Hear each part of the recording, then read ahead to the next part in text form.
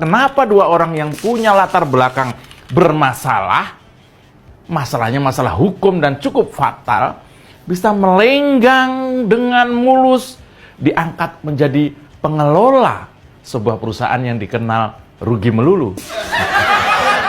Apa masih kurang rugi nih PLN nih? Ya, kawan murid semua, coba bayangkan ketika ada perusahaan listrik negara satu-satunya yang memegang peran maha penting atas hajat hidup, kegiatan, dan bisnis seluruh masyarakat Indonesia.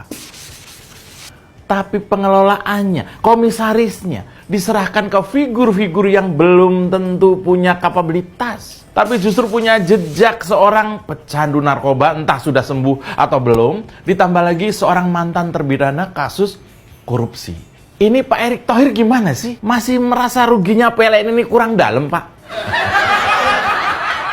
Kawan murid sekalian, Pak Burhanuddin Abdullah adalah bekas gubernur Bank Indonesia yang pernah mendekam di penjara Sukamiskin sebagai terpidana kasus korupsi aliran dana Bank Indonesia 100 miliar. Gede banget waktu itu. Yang bebas bersyarat pada tahun 2010. Lalu Andi Arief itu juga pernah bermasalah soal hukum, khususnya masalah narkoba jenis sabu. Dia digerebek polisi ketika sedang make sabu bersama seorang perempuan katanya yang bukan muhrim.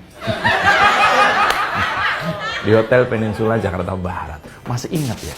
Bisa bayangkan, kalau kalian lulus nanti, lalu melanjutkan kuliah atau langsung kerja, itu ada yang namanya persyaratan standar yang sudah sangat umum, yaitu kalian akan diminta untuk menyerahkan SKCK alias Surat Keterangan Catatan Kepolisian. Untuk level pekerjaan bawah saja itu diminta, karena mungkin perusahaan tempat melamar itu khawatir kalau sampai memasukkan orang dengan masa lalu yang hitam. Bayangkan, itu untuk posisi jabatan yang bisa dibilang biasa-biasa saja. Lalu apa alasan sebuah BUMN yang dibiayai oleh duit rakyat mengelola aset bertriliun-triliun, lah kok dipercayakan kepada orang yang jejaknya bermasalah parah?